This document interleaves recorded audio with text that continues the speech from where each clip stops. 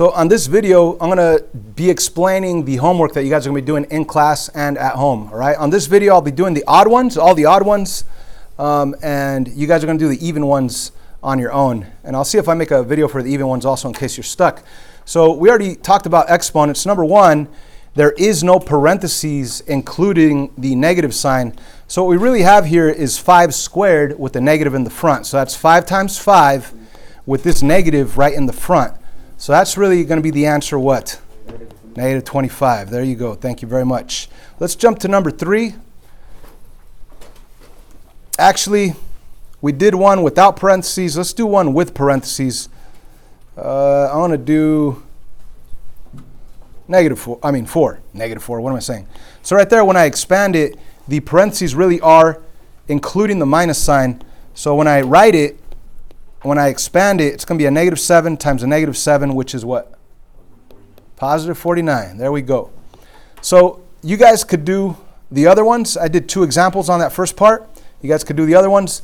The answers are posted on the back of the class right there on the homework board. The answers are posted right there. You can take a picture of them. I'll also show you the answers at the end of this video. But let's go through the odd ones here. Am I thinking of money or am I multiplying? Money. You owe 3, you owe 5. How do you end up?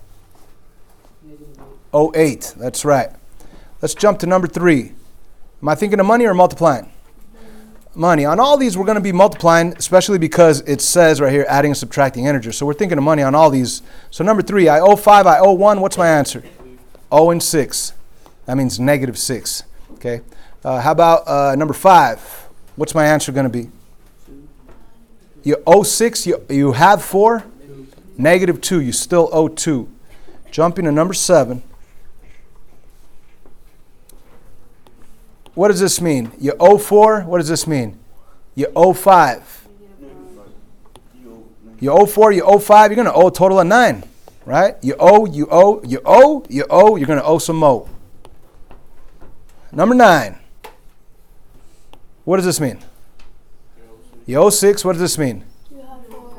You owe, remember, a negative or a minus sign both mean that you owe. You owe 6, you owe 4. How much you owe altogether? Owe 10. Number 11. I can't think of money until I change the minus to plus. Okay, so now what does this mean? I owe 2. I have 2. I owe 2, I have 2. What happens? 0. You pay it off. You don't have any money left. You don't owe any money. And let's move on to multiplying and dividing integers and rationals, right? So let's begin. I'll do the odd ones with you. A negative times a negative equals a positive. Number 3. How about a positive times a negative? What does that equal? Negative. -8 to be exact. 4 times 2 is 8. Let's jump to number 5. We have a positive times a negative. Is that going to be a positive answer? No, it's going to be a negative answer, right? What's 6 times 5? 30. So -30 is our answer. Jumping to number 7. We're dividing also. 12 divided by 4. Same rules as multiplying. Signs are different. Am I going to have a positive answer? No. Negative answer, right? Negative what? 3. Excellent. Moving on. Number 9. 56 divided by -7. Is that answer positive? No, it's negative. 56 divided by 7 is 8. So -8 is your answer there. 11. A fraction is really a division problem. So we really have 32 divided by -4. What's my answer going to be? -8, right? 32 divided by 4 is 8. Positive divided by negative is a negative. Moving on, number 13. Fun stuff now. I'm multiplying fractions. Remember, I could cancel first and then multiply top with the top, bottom with the bottom, or I could multiply first and then cancel. First of all, could I cancel anything? Could this 2 cancel with the 7? Could the 2 cancel with the 3? Could the 5 cancel with the 7? Could the 5 cancel with the 3? No, you can't do anything. So that means you can't reduce it. So you just multiply. What's 2 times 5? What's 3 times 7? There's your answer, 10 over 21. Even if you try to reduce, you're not going to be able to because we weren't able to cancel out anything. Moving on, number 15. Ladies and gentlemen, what is a negative times a negative? Positive. So you don't even have to worry about the signs anymore. You know your answer is going to be positive. And of course, you can't cancel out anything. The 1 on top doesn't cancel with the 3. The 1 doesn't cancel with the 3. So what's your answer going to be? 1 over 9. Positive 1/9. The 3's cannot cancel, right? Some people are like, oh, cancel the 3's. You can't cancel the 3's. They're both on the bottom. In order for it to cancel, one has to be up on top, one has to be on the bottom. Whoa. Sorry, 17. I have division of fractions. Okay, easy. Let's put that negative 4 over a 1 to make it look like a fraction. And we should remember from our notes that the division becomes multiplication. And what do we do with the second fraction? Flip it. So put that 2 over a 1. And that first one's going to stay the same, negative 4 over 1. Now the question is, could I cancel out anything on top and bottom? No, I can't. So I just multiply top with the top, bottom with the bottom. Technically, this is the simple problem, negative 4 times positive 2. What's negative 4 times positive 2? Negative 8. Yeah, and of course, you could have said, okay, 4 times 2 is 8, positive times a negative is a negative, and 1 times 1 is 1.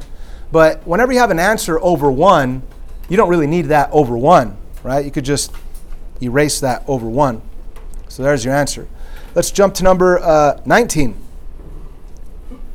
I want to put the 7 over 1 and change the division to multiplication, and the 8 and the 1 get switched, so you have an 8 over 1. So we have a 7 over 1 times 8 over 1. That's really just a 7 times 8. 56. Yeah, you could put 56 over 1, but there's no real point in doing that.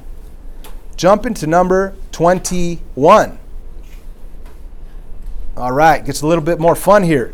Whenever you divide by a fraction, change to multiplication and flip the second fraction. So that's going to become a 3 over a 1, and it is negative. And the first one is positive. Again, the first fraction, bless you, the first fraction does not flip, it stays the same. Could you cancel out anything? The 7 doesn't cancel with 9. The 7 doesn't cancel with 1. The 3, does it cancel with 9? Yeah. It actually does. Now, what do I mean by this? Imagine the fraction 3 over 9. You could reduce both top and bottom by 3, right? So let's actually reduce by 3. So go ahead, and 3 divided by 3 is 1. 9 divided by 3 is 3. So that's what we call reducing first and then multiplying. We're going to multiply now. 7 times 1 is 7. 3 times 1 is 3. There's nothing else to do. You're done. Oh yeah, I'm sorry. A positive, we had a positive here, times a negative is a negative. So yeah, that should be a negative 7/3. Thank you for correcting me. Actually did that on purpose to see if you guys are paying attention. No, I'm just kidding. I messed up. Sorry. Let's move on to number 23. The first fraction doesn't change, 5/6. The division does change to multiplication, and the second fraction, even though it's not a fraction, I want to change it to a fraction over 1 and then flip it. So I will have negative 1 over 10. What could I cancel on top and bottom? The 5 and the 10, right? The 5 and the 10. So the 5 divided by 5 is 1, and the 10 divided by 5 is 2. And now we multiply the top with the top, bottom with the bottom. So 1 times 1 is 1. And of course, let's not forget, this was a positive fraction times a negative fraction. It's going to be a negative answer so far. And on the bottom, we have 6 times 2, which is 12. So the fraction is negative 1/12. That's your final answer, negative 1/12. Moving on to 25. And we now finally get to the exponent parts. So if you have parentheses, write out that entire base 3 times. 2 times 2 times 2. Final answer is 8. 2 times 2 is 4. 4 times 2 is 8. Why did I put a negative right there? Sorry. There was no negative to start with. There should be no negative at all. It's just 8. Moving on to 27. There's parentheses involved. So you could write it out if you like wasting time. Oh, man. But the bottom line is, if your exponent is odd, are you going to be able to pair them all up? No. Like, look, this one pairs up with that one. This one pairs up with that one. There's an extra negative 1 left over. So what's your answer going to be? Negative 1. Let's move on to 29. I'm definitely not going to expand this 78 times. What's my answer going to be? Negative 1 or positive 1? Positive 1.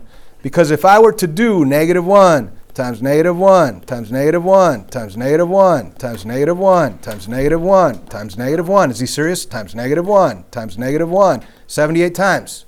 I'll be able to pair them all up. Every single one gets paired up. They all become positive. Sorry about that. Waste of time right there. Number 31. What's my answer going to be? Negative 9. The 3 squared, that's 3 times 3. This negative, it just goes out in front. So that, yeah, will be negative 9 as a final answer. Jump in number 33. Okay, I guess I messed with my own brain here. I skipped 32. I apologize. Let's just jump to 35. 35, why not? Okay, so let's expand on 35. We have a negative in the front, and then we have 2 to the 6. 2 times 2 times 2 times 2 times 2 times 2. So is my answer going to be positive or negative? It's going to be negative, for sure. And what's 2 times 2? 4. What's 4 times 2? 8. What's 8 times 2? 16. What's 16 times 2? 32. And 32 times 2? 64. So negative 64 is your final answer on number 35. Ladies and gentlemen, I've done most of the odd ones. I want you guys to do the even ones. Check your answers right here. You could watch this video from home. I want to scroll up. All you got to do is hit pause on the questions that you guys want to verify. So here we are. All of this stuff will come out on the test Friday, including the previous quiz. That previous quiz is also going to be on the test Friday.